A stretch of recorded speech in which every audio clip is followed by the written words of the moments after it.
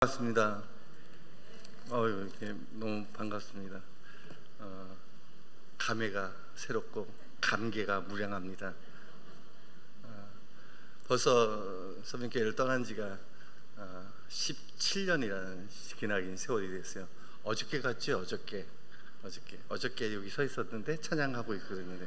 그런데 그 시간이 17년이라는 세월 만에 이렇게 또 금요철야는 정말 17년 만입니다. 금요철에 와서 이렇게 여러분에게 하나님의 말씀을 전할 수 있다는 게 얼마나 감사하고, 이 또한 하나님이 허락하는 정말 아름답고 귀한 시간이고, 우리 좋으신 하나님께 감사 찬양과 영광 올립니다.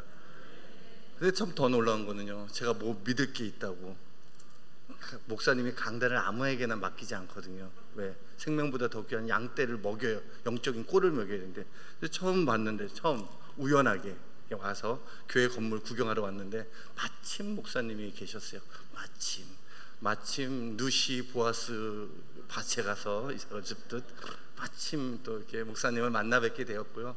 목사님께서 말씀을 좀 전해 주셨으면 좋겠다 하는데 또 너무 감사하고, 또 이렇게 부족한 종을 뭘 믿을 게 있다고 이렇게 맡겨주시나, 이런 또 영적 부담감도 있었습니다. 그래서 어머니 목사님 또 이 자리에 세워주신 또 목사님과 우리 당회와 또 우리 성도님께 진심으로 감사를 드립니다. 사실 저 솔직히 여러분 보고 싶었어요. 보고 싶은데 볼 방법이 없는 거예요. 볼 방법이. 아니, 이렇게 보통 인터넷 방송을 들어오는데 목사님만 보여주고, 난 모르는 목사님인데 성도들을 보여줘야지 이렇게 비대를. 그래서 저 성도는 계시는 건데 목사님만 보여주셔서 그런데 이렇게 와서 직접 여러분들 얼굴 이렇게 뵙고 인사드릴 수 있어서 너무 감사합니다. 사실은 생각해봤습니다. 제가 한국을 고향이라고 생각하고 돌아왔습니다. 코로나 때문에 4년 만에 잠깐 방문이, 정말 잠깐 방문입니다. 내일 새벽에 다시 가는데요, 잠깐 방문하고 갔는데, 만약에 한국에 왔는데 저를 환영해 주는 가족이 없고 부모가 없고 형제가 없고 교회가 없고 성도님이 없고 목사님이 없다면 다시 한국 방문하고 싶었을까요? 우리에게 고향이라는 것은 부모가 계시고 나를 영접해 주고 환영해 줄 그 누군가가 있을 때 그것이 고향이 되는 것입니다.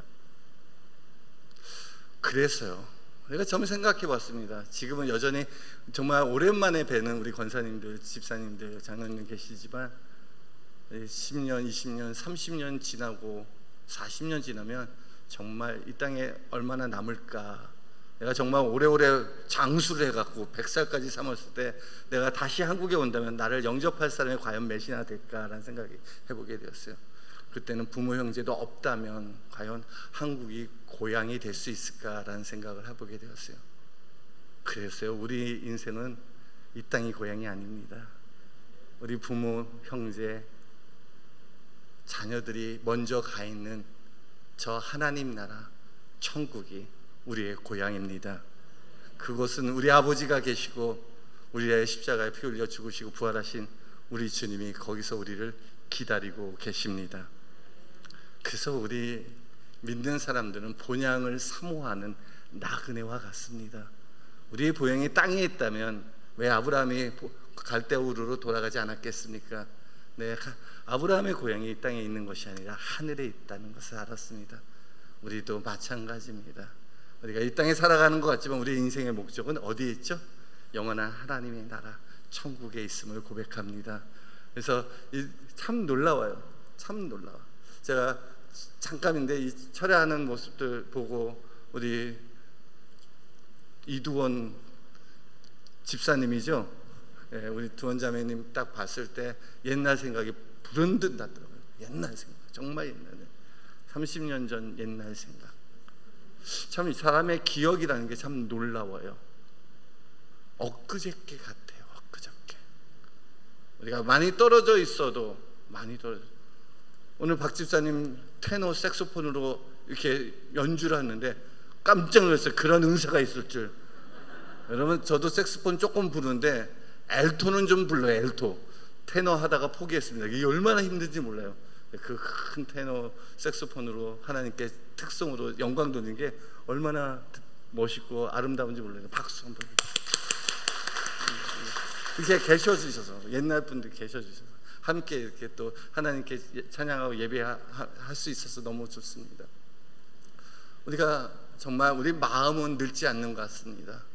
우리의 몸은 날로 후패하나 우리의 속사람은 날로 새로울 수밖에 없고요. 우리가 참 하나님의 은혜 안에서 만난 사람은요, 한 번 인연을 맺으면 그것이 10년이든 20년이든 30년이든 그때 그 모습으로 다시 돌아가서 그 감정으로 이야기하게 되더라는 겁니다. 천국 가도 그와 같지 않을까라는 생각이 듭니다. 우리 주님 보지 않았으나 사랑하고 믿습니다. 여러분 예수님 사랑하십니까? 그러니까 이 자리에 왔습니다. 이 금요일 날 사람들은 불타는 금요일이라고 세상 속에 있지만 여러분 이 금요일 날을 꼭 지키면서 하나님 앞에 나와 예배하는 여러분 이미 신앙의 챔피언이 되신 것입니다. 저는 오늘 야고보서의 말씀으로 은혜를 함께 나누기 원합니다. 야고보서는요 사도입니다. 예루살렘 성전을 감독했던 사도입니다.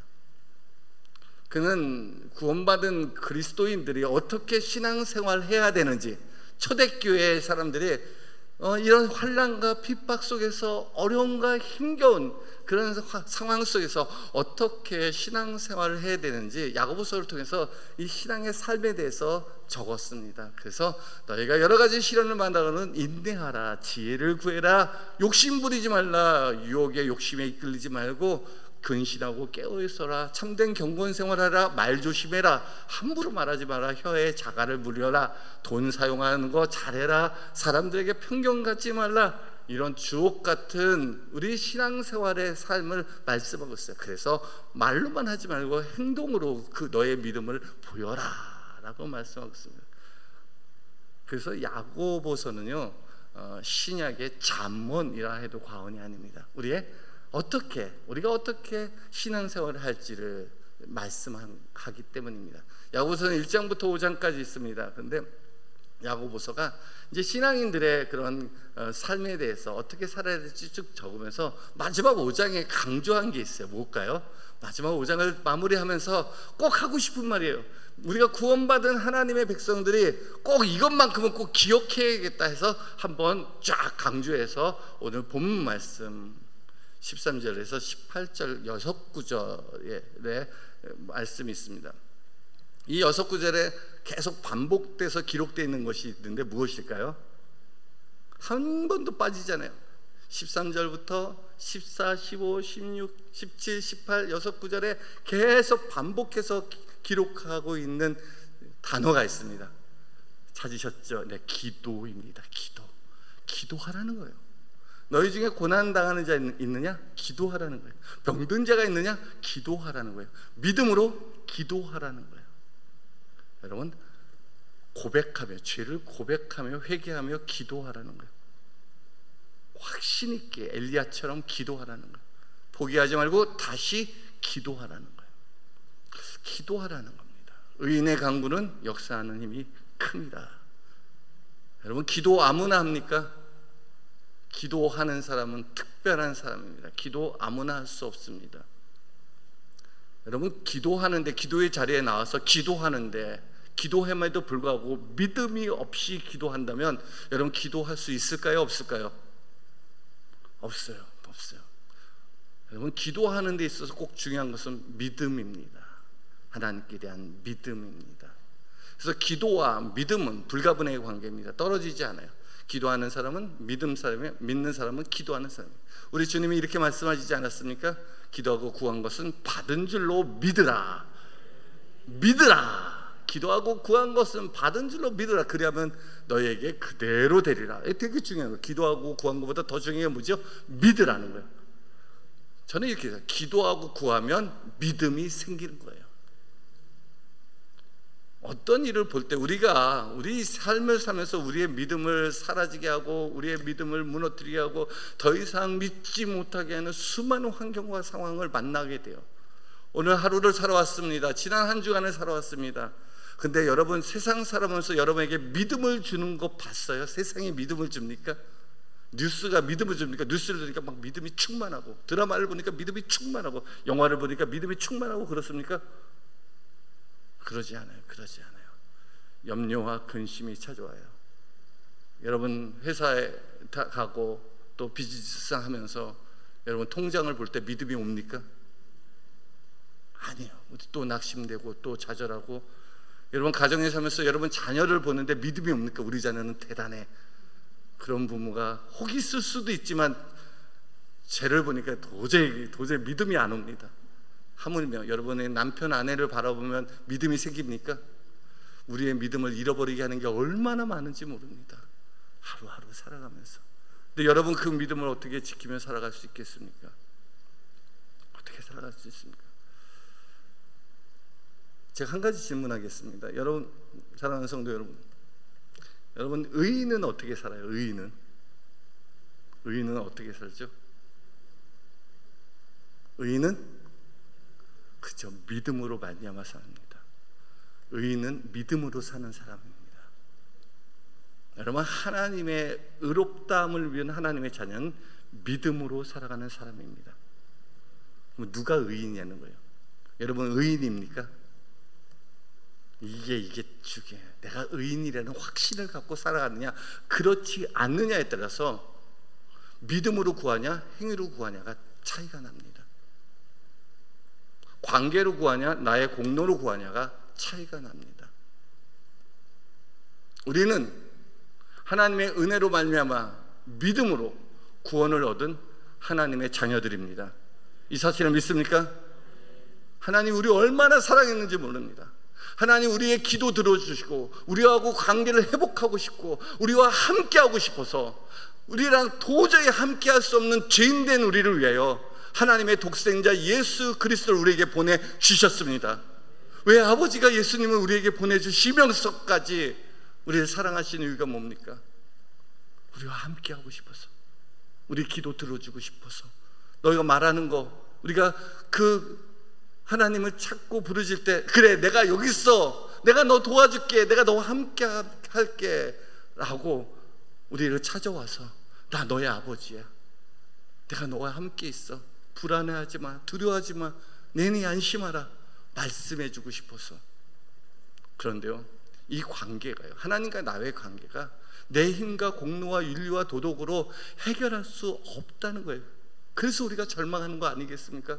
율법으로서 의롭다함을 받을 사람이 아무도 없더라는 거예요. 의인은 없나니 하나도 없어요. 그럼 우리가 어떻게 그 존귀하시고 거룩하신 하나님 앞에 나아갈 수 있겠습니까? 우리 같은 이방인들이 구약의 제사장들만 하나님 앞에 나갈 수 있었는데 우리가 어떤 자격과 조건에 의해서 하나님 앞에 감히 나가서 하나님께 기도할 수 있는 자격을 가질 수 있단 말입니까? 이게 놀라운 은혜입니다. 이 자격을 주기 위해서, 왕같은 제사장 되게 하기 위해서, 하나님의 거룩한 백성과 그의 나라와 그의 소유 되게 하기 위해서 우리 주 예수 그리스도께서 십자가에 못 박혀 죽으시고 보배로운 피를 흘리신 줄 믿습니다. 우리와 하나님 사이에 원수된 가로막혀 있는 담을 십자가의 능력으로 허무셨습니다.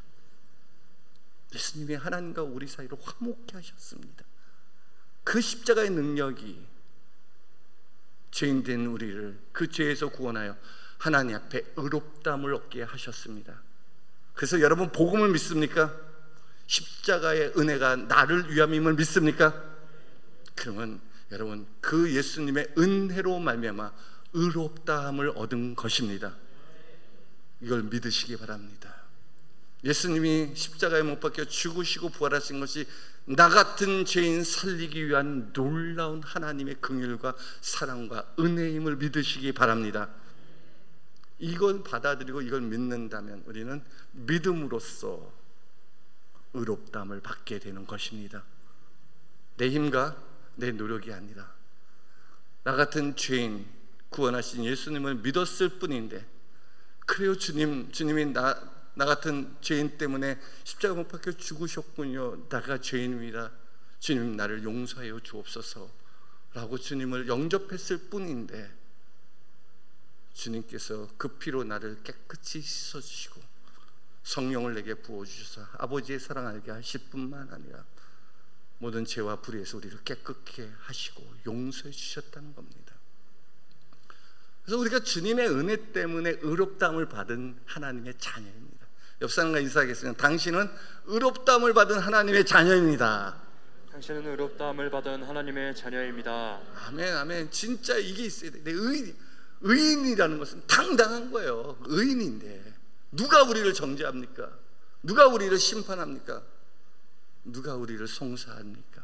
하나님이 의롭다 하셨는데 우리가 의롭다함을 받은 하나님의 자녀입니다. 그렇기 때문에 구약에 있는 모든 하나님의 말씀이 내게 임하는 것입니다. 시편을 읽고요, 잠언을 읽은 의인에게 주시는 복이 있습니다. 의인에게 주시는 복, 약속이라는 거예요. 하나님 의인들에게 이렇게 해주겠다는 거예요. 그게 내 것이에요. 내 것. 나 같은 사람을 위해서 그 3000년 전에 다윗을 통해서 솔로몬을 통해서 내게 이런 약속의 말씀을 주셨구나. 아멘, 아멘 하고 붙드는 겁니다. 여러분, 의인은 고난을 받을까요? 안 받을까요? 의인이니까 고난이 없을 것 같지만 사실은 의인은 고난이 많습니다. 그러나 주께서 그 모든 고난에서 구원하십니다. 의인은 7번 넘어집니다. 그러나 주께서 8번 다시 일으키십니다. 여러분, 의인의 능력은요, 우리가 아무리 넘어지고 쓰러져도 우리를 일으켜 주실 전능자가 우리와 함께 하시고 있다는 것을 믿는 자들입니다. 내가 하나님의 의롭다함을 얻고 나서, 야, 하나님이 나 같은 죄인을 구원하기 위해서 하나님의 독생자가 십자가 못 박혀 죽으시고 부활하셨구나 라는 것을 깨닫고 나서 제가 깨달은 게 하나가 있어요. 그것은 내가 하나님과 나의 관계가 회복되었다는 거예요. 그 전까지는 내가 기도를 해도요, 하나님께서 내 기도 들으실지 안 들으실지 막연했습니다. 진짜 들으실까? 내가 하나님께 한 게 없는데, 공로가 없는데, 행위가 없는데, 그런데 나 같은 죄인의 기도를 들으실까? 뭔가 해야 되지 않을까? 라는 그 은혜 말고, 복음 말고 다른 것들을 생각했었어요. 그런데 우리가 이를 행하지 아니할지라도 의롭다 하시는 이를 믿는 자는 그의 의를, 그의 믿음을 의로 여기셨다는 거예요. 그냥 믿기만 해도, 우리가 어떤 행위가 없는데도 불구하고 예수님의 은혜를 믿기만 해도 우리를 의롭다 하시고 우리를 일으켜 세워주시고 우리가 함께 하시는 하나님과 나의 관계가 회복되었습니다. 여러분, 예수님이 십자가로 하나님과 화목케 하고 우리를 그리스도 안에서 의롭다 하셨은즉 이제 하나님 아버지와 더불어 화평을 누리시기를 바랍니다. 하나님 앞에 당당히 나갈 수가 있어요. 하나님 아버지, 우리가 고난 중에 기도할 수 있어요. 고난이 닥쳤을 때 얼마나 힘드니까. 여러분, 고난이라는 것은 내가 해결할 수 없는 문제예요. 내가 컨트롤할 수 있고 내가 해결할 수 있는 것은 더 이상 고난이 아닙니다. 내가 해결하면 되니까. 근데 내가 해결할 수 없어요. 그런데 그럼에도 불구하고 여러분, 기도의 자리에 나올 수 있을까요? 생각보다 쉽지 않더라는 거예요. 정말 고난을 당해보니까요, 내 생각, 내 명철, 내 판단력이 앞서가는 거예요. 고난 중에 내가 앞서가. 이걸 해결하려고 내가 염려하고 불안해하고 걱정하고 근심하고 막 내가 하나님보다 앞서서 이 고난 중에 어찌할 바를 몰라 안절부절 하더라는 거예요. 그런데 이 고난 중에 우리 야고보서는 뭐라고 말씀하십니까?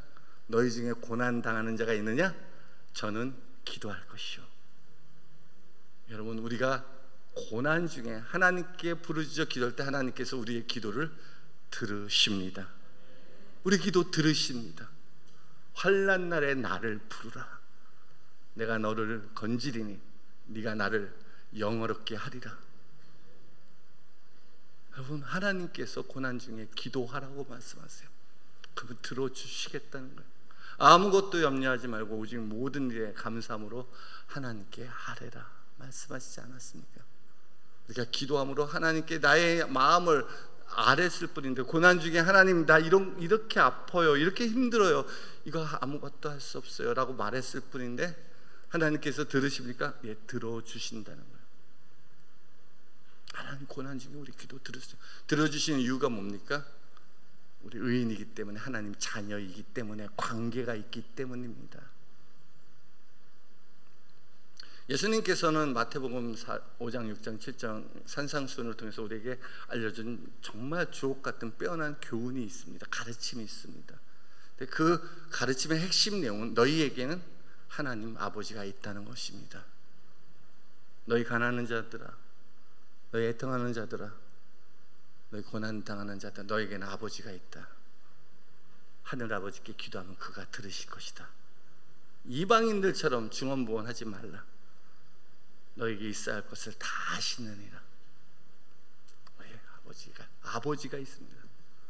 저에게 두 아들이 있습니다. 두 아들이 배고파갖고 집에 들어왔는데 문을 뻥 차고 들어오면서 엄마한테 말합니다. 엄마 밥 줘! 그럽니다. 밥 줘. 그래서 깜짝 놀랐어요. 이놈의 자식이 뭘 한 게 있다고 밥을 저렇게 당당하게 달라나? 뭐 맡겨놨나? 밥을 먹기 위해서 아들들이 설거지를 한 적도 없고 청소를 한 적도 없고 자기 뭐 특별히 뭐 집안일을 도운 적도 없고 밖에 나와서 심지어 돈 벌어본 적도 한 번도 없는 그 아들들이 당연하게 밥 줄 줄 알고 담대하게 밥 달라고 그럽니다. 왜 그렇습니까? 왜? 엄마한테 밥 줘라고 당당하게 말할 수 있는 이유가 뭡니까? 엄마 아들이기 때문에 그래요. 이 아들의 권세, 이게 얼마나 크고 놀라운지 몰라요. 이 관계. 근데 우리 아들한테 멀리 지나가는 어떤 사람한테 야, 저 아저씨한테 부자같이 생기고 마음 좋게 생겼으니까 가서 빵 좀 사달라고 그래봐, 좀 부탁 좀 해봐. 그러면 우리 아들이 말할 수 있을까요, 없을까요? 정말 못해요. 못하더라고요. 관계가 없는 사람한테 무언가를 부탁하고 얘기하는 것처럼 힘든 게 없습니다. 하나님은요, 우리를 기억하시고 들어주시겠다고 말씀하세요. 구하라, 기도하라, 들어주시겠다는 거예요. 두 번째 우리가 기도할 건 너희 중에 병든 자가 있느냐? 저는 교회의 장로를 청할 것이요, 그는 주의 이름으로 기름을 바르며 그를 위하여 기도하라 말씀하십니다. 병든 자는 것은 우리의 육체의 질병을 말하기도 하지만 우리의 죄성을 말하기도 합니다.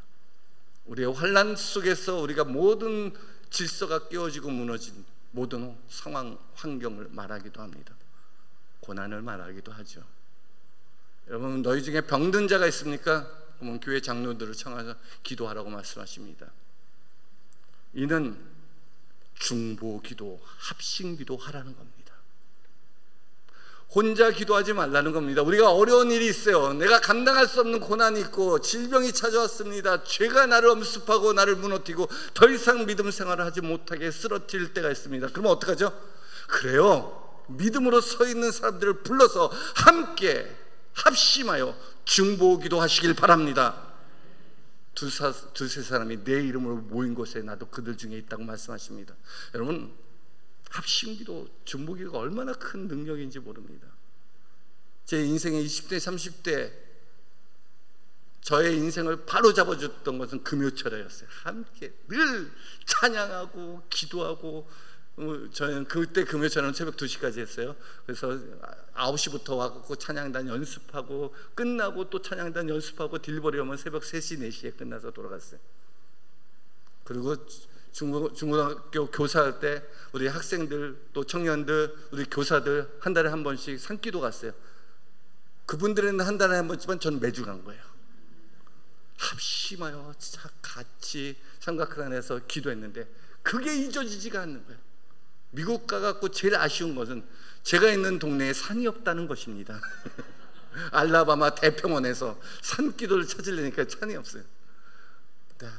제가 그때 청년 때 또 우리 제가 전도사 때 목사 때 상당하게 그 기억에 남는 일들은 저와 함께 기도하는 사람들이 항상 있었다는 거예요. 교사로서, 청년들로서, 우리 집사님, 권사님 함께 기도할 수 있는 사람들이 있었어요. 그때는 그게 당연한 줄 알았어요. 그렇게 기도, 합심 기도하는 것이 그것이 복인 줄 몰랐어요. 근데 영적으로 곤고하고 내게 시험이 찾아올 때 나하고 마음을 같이 함께 기도하는 한 사람만 있어도 좋겠다라고 몸부림치며 울며 기도한 적이 있어요. 우리가 믿음의 동역자들과 함께 교회 장로들을 청해서 믿음 있는 사람들을 청해서 함께 기도하는 것이 얼마나 합심하며 중보하며 기도하는 것처럼 큰 능력이 없습니다. 우리 살다 보면 믿음이 쓰러질 때가 있어요. 내 믿음 지키기 어려울 때가 있어요. 그때 어떡하죠? 함께 기도하라니까요. 함께 기도하는 사람과 함께 기도하자. 같이 기도하자. 우리 기도하자. 근데 어떻게 기도하죠? 두 가지로 기도해야 됩니다. 주님의 이름으로 기도하세요. 여러분, 주님의 이름의 능력을 믿으세요. 예수님께서 요한복음 14장 14절 이렇게 말씀하셨어요.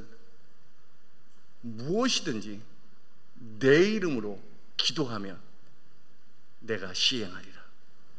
너희가 내 이름으로 무엇이든지 내게 기도하면 내가 행하리라. 얼마나 큰 능력입니까? 요한복음 14장에 동일한 말씀을 하고 있습니다. 너희가 지금까지 내 이름으로 기도하지 아니하였으나 기도하라, 구하라. 그리하면 얻으리니 너희 기쁨이 충만하리라. 여러분, 우리에게 우리 주 예수 그리스도 이름을 우리에게 주셨습니다. 그 제자들에게 이제 십자가 못 박혀 죽으시고 부활하신 예수님께서 마지막 제자들에게 하신 말씀이에요. 너 내 이름으로 기도할 수 있는 능력을 내가 너에게 주겠다는 겁니다. 그러니 내 이름으로 기도하라는 겁니다.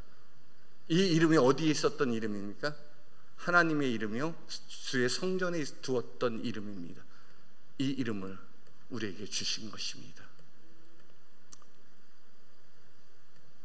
솔로몬이 예루살렘 성전을 짓고 하나님의 이름이 두신 이곳에서 기도할 때 하나님 응답하여 주옵소서라고 기도할 때 하나님께서 솔로몬의 기도를 응답하시고 환상 중에 말씀하십니다. 그래, 내가 이곳에 내 눈과 마음과 귀가 있으니 이곳을 향하여 내 이름으로 둔 이 성전을 향하여 기도하면 내가 구원하고 응답하겠다. 역대하 7장 14절 말씀하지 않습니까? 내 이름으로 일컫는 내 백성이 스스로 겸비하여 그 악한 길 떠나 내 얼굴 구하면 내가 하늘에서 듣고 그 땅을 고치며 그 죄를 사하시리라. 우리 예수 그리스도 이름으로 기도하세요. 우리가 주님의 이름으로 기도하는 것은 한 가지 분명한 것, 이제 이 일은 내가 하는 게 아니라 누가 일하신다는 거죠? 주가 일하십니다. 주님이 일하시겠다는 거예요. 그걸 믿으라는 거예요. 내 이름으로 내게 구하면 내가 시행하리라. 주님이 말씀하시고 무엇이든지. 우리는 내가 할 수 있는 일을 주님께 구하는 경우가 있어요. 주님 내게 능력을 주세요.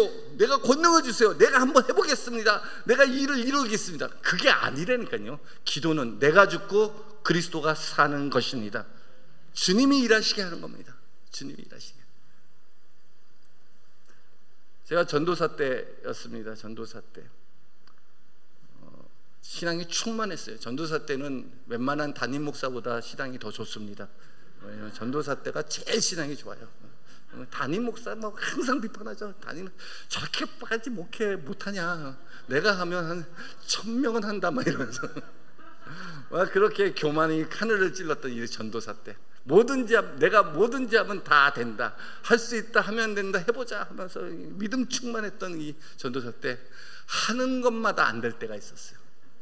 하나님 날 깨트리려 하는 것마다 안 되고 내가 생각하는 대로 방향대로 하나님 이끄시지 아니하고 나를 완전히 깨트릴 때가 있어요. 그래서 교회에서 쫓겨났습니다. 여러분 아시는 분들은 있고 또 모르시는 분도 있고, 제가 선민교회에 있다가 쫓겨났어요. 어떻게 할 바를 모르겠는 거예요. 나는 하나님이 나를 통해서 놀라운 일을 이룰 거라고 생각했지만 알고 봤더니 내가 없어도 하나님은 하실 일 다 하시더라고요. 그래서 어떻게 해요? 너무 힘든 거예요. 그래갖고 교회에서 쫓겨나갖고 어떻게 할까 하다가 그래 이제 어떻게 내가 아무리 화를 내고 성질을 부려도 해결 방법이 나오는 거 나오지가 않아요. 기도하자. 그래 기도하자. 하나님께 기도하자. 그래갖고 제가 오살리 금식 기도를 갔어요. 열흘을 기도하자. 열흘을 기도하면 하나님 응답하실 것이다. 이렇게 또 기도를 했죠. 그래서 뭔가 내 의지로 하나님의 고집을 한번 꺾어보려고, 하나님 내가 밥을 안 먹을 테니까 하나님 응답하여 주시옵소서. 의기양양하게 열흘 금식. 저는 사실 3일 이상을 해본 적이 없기 때문에 열흘은 전 죽는 것을 에스더의 신앙으로 지금 간 겁니다. 열흘을 딱 금식하고 이제 딱 이틀까지는 뭔가 기도를 했어요. 3일째 되는 날부터 기도가 안 되는 거예요. 머리가 이렇게 아픈지 모르겠어요. 머리가 아프고 일어날 힘도 없고 방바닥에 누워 있어서 이젠 기도가 아니라 버티는 거예요. 내가 열을 하겠다고 하는데 이거 어떻게 합니까 하나님? 근데 그때부터는 제가 제 문제를 갖고 하나님께 기도하기보다는 이 금식 언제 끝나면 좋은가, 내가 왜 이걸 하자고 했는가. 근데 또 이 자존심이 있어갖고 끝까지 열흘은 버텨야 돼. 근데 금식 그 기도원에서 기도하고 금식하고 이렇게 가는 숙소로 가는 그 중간에 식당이 있어요. 왜 걷다가 세워놨는지 모르겠어요. 나 이해가 안 되는 거예요. 그 식당이 있지 않은데 이렇게 냄새가, 된장국 냄새가 이렇게 솔솔 나고 그러다가 열을 못 하고요. 솔직히 7일 만에 된장국에다 죽 조금 먹었어요. 진짜 조금뿐이 안 먹었어요. 조금. 근데 깨달은 거예요. 야, 내가 이것밖에 안 되었구나. 하나님 용서하여 주옵소서.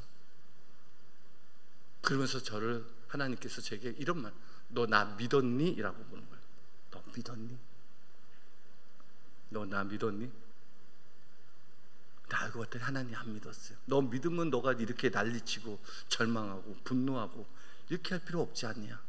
너 믿었는데 너 누굴 믿었냐.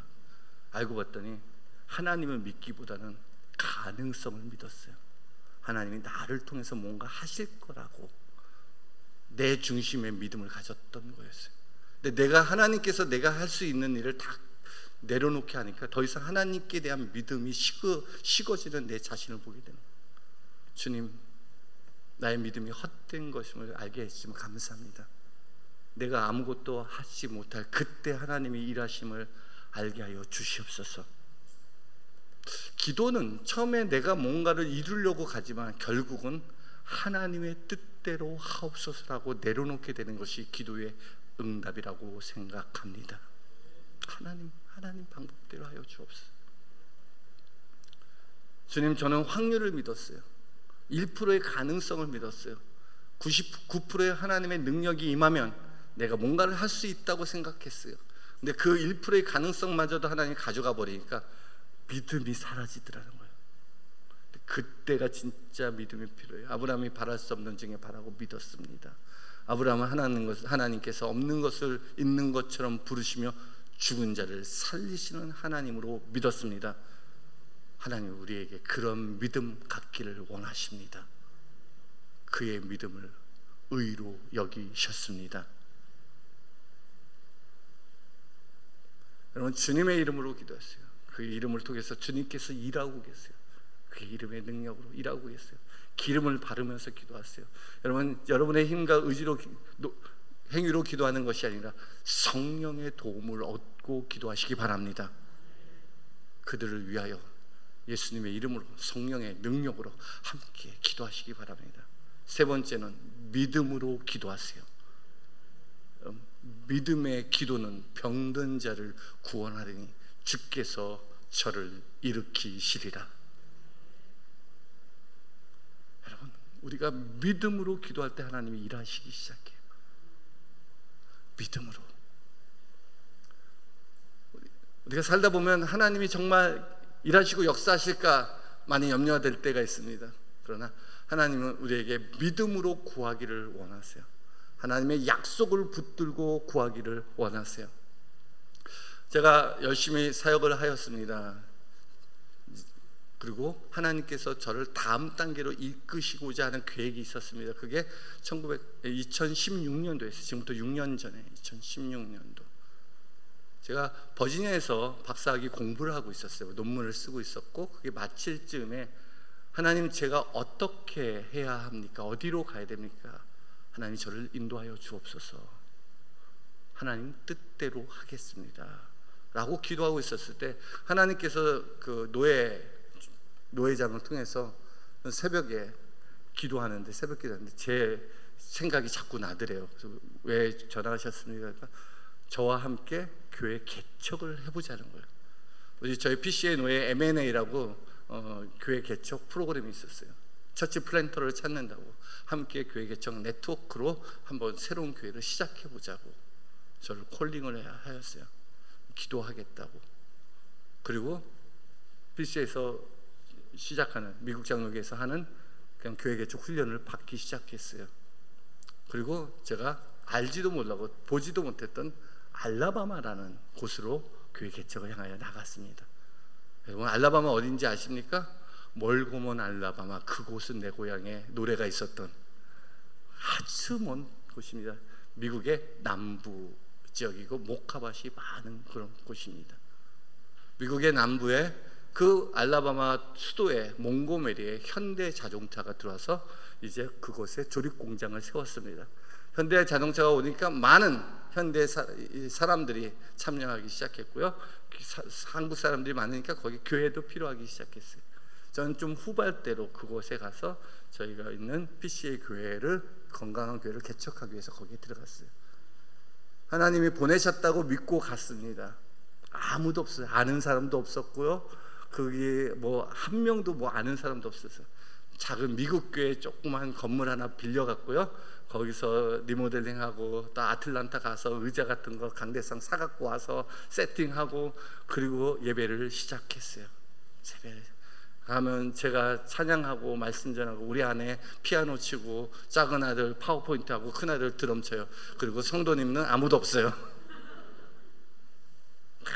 찬양해요. 우리 아내 혹시라도 한 명 올까봐 식사 준비해갖고 옵니다.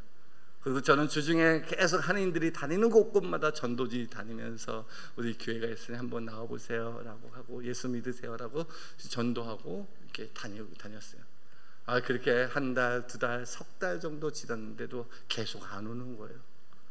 예배 시간 전에 보면 이렇게 앉아있으면 저희 앉은 사무실에서 이렇게 보면 주차장이 보여요.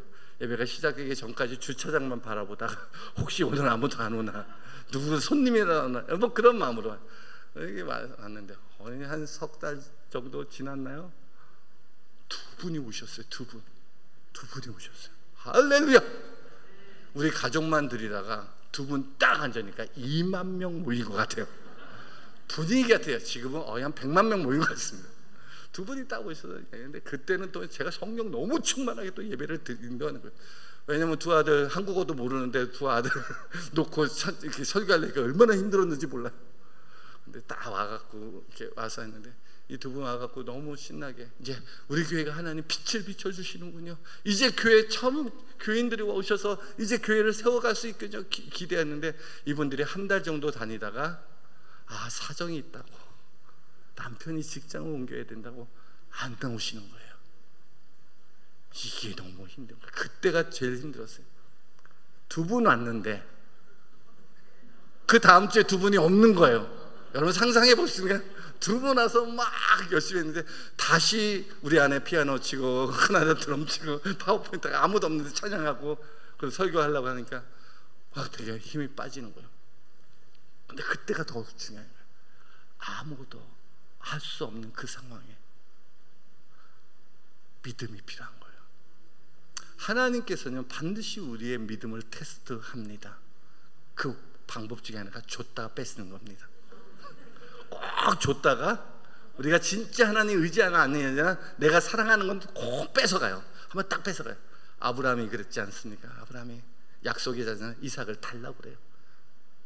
이삭은 어땠습니까?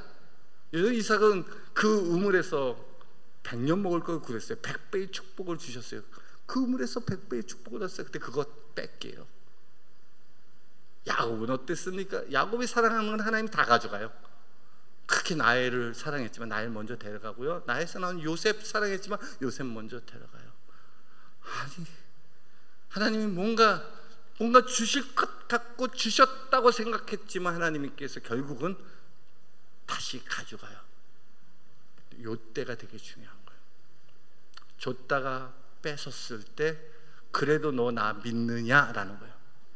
내가 또 그걸 또 깨달은 거예요. 선민교회에서 하도 훈련을 받다 보니까 줬다 빼앗기고 그런 적이 하도 많아갖고 이때 또 하나님 일하시는구나, 이때가 시작이구나. 그래서 제가 그때 하나님께서 일하십니다. 하나님 일하십니다. 그리고 두 분 나가도 기죽지 않고 아무도 없지만 주님이 앉아 계신 것처럼 생각하고 감격으로 설교하고 찬양하고 하니까요, 그 다음 주부터 새로운 사람들이 매주 오기 시작했습니다. 할렐루야. 너무 감사한 거예요. 한 분 한 분 오다가 또 이제 막 성장을 했어요. 막 3년 정도 막 성장을 해갖고 이제 개척해서 이제 뭔가 이제 교회가 세워지겠구나라고 하는 그 순간에 코로나가 와갖고 강제로 또 문을 닫았습니다. 근데 개척교회가 이게 뿌리가 약하잖아요. 기존에 있던 분들이 아니기 때문에 또 우뚝하시고, 근데 또 믿음으로 또 이 코로나를 극복해서 올해 다시 또 믿음으로 전진해 갔고요. 그동안 훈련받았던 분들 한 분 한 분 임직자로 세우고, 또 교육부를 위해서 또 부교육자도 청빙하고, 그래서 교회를 또 새롭게 세워나갑니다. 믿음으로. 환경과 상황을 바라보면 그렇게 할 수 없을 때가 참 많아요. 그러나 내가 합니까? 하나님이 하십니까? 하나님이 하십니다. 믿음으로 기도하세요. 의인의 강구는 역사하는 힘이 큽니다. 네 번째 우리가 꼭 기억할 것은 너희 죄를 고백하며 서로 병낫기를 위하여 기도하라는 거예요. 저는 우리 기도 생활을 중에서 정말 중요하게 생각하는 게 바로 이 부분이라고 생각합니다. 여러분, 죄를 고백하며 기도하는 것은 무슨 기도죠? 회개 기도입니다. 왜 이게 너무 중요하냐면, 우리가 신앙생활하면서 가장 중요하게 여기는 것이 무엇이냐? 하나님과 나의 관계입니다. 마귀는 어떻게 하는지 우리가 하나님과 나의 관계를 깨뜨리려고 해요. 하나님과 나의 관계가 깨지면 기도 응답이 될까요? 안 될까요? 안 돼요. 그리고 우리가 하나님과 관계가 깨지면 하나님께 대한 믿음도 없고, 하나님께 기도해도 잘 믿어지지도 않아요. 이게 죄의 역사예요. 그래서 죄가 우리 안에 틈타지 못하도록, 우리 죄가 역사하지 못하도록 죄를 고백해야 돼요. 서로의 죄를 고백하라고 말씀하고 있어요. 요한일서 1장 9장에도 우리에게 말씀하지 않습니까? 너희가 만일 우리의 죄를 자백하면, 고백하면 저는 미쁘시고 의로우사 모든 불의에서 우리를 깨끗게 하시고 모든 죄를 사하시겠다고 약속하십니다. 내가 하나님 앞에 내게 숨겨진 죄를 하나님 앞에 드러내고 자복하며 기도하며 통회하며 애통해하며, 주님 나는 죄인입니다. 나는 아무것도 할 수 없으니 주님 나를 구원하여 주시옵소서. 우리가 그렇게 회개하며 기도할 수 있는 가장 큰 능력이 뭡니까? 내 십자가의 복음을 믿기 때문입니다. 이 나의 죄를 위해서 주님이 십자가에 죽으시고 부활하셨다는 걸 믿기 때문에 우리가 담대히 주님 앞에 죄를 고백하며 기도할 수 있는 것입니다. 왜? 그의 용서에 확실히 있기 때문에. 여러분, 엘리야가 우리랑 똑같은 사람임을 믿습니까? 여러분, 엘리야처럼 기도하세요. 우리가 똑같은 성정을 가진 사람이더라도 그가 기도하면 하나님 응답하세요. 그러면 엘리야가 기도 응답이 되지 않았으면 엘리야가 오늘날까지 그 유명한 엘리야 선지자로 남아 있을 수 있을까요? 결코 그렇지 않았을 것입니다. 엘리야의 기도 응답이 되지 않았다면 엘리야는 그 자리에서 죽었을 것입니다. 엘리야는 목숨 걸고 기도했습니다. 하늘에서 불로 응답하기를 기도했습니다. 그때 하나님께서 응답하여 주셨습니다. 여러분, 기도할 때 엘리야처럼 확신을 갖고 기도하시기 바랍니다. 머뭇거리지 마세요. 엘리야의 하나님이 우리의 하나님이 되십니다. 마지막으로 다시 기도하세요. 다시 기도하세요.